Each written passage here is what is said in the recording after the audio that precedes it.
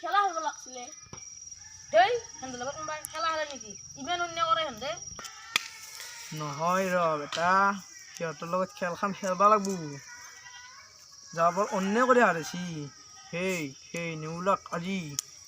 মই ভৰিত মাৰি কিনে সি 10 দিনমান বহি থাকিব লাগবো সি মই খেলাখন খেলবাই আছে মই ড্ৰাইভ মাৰবা আছে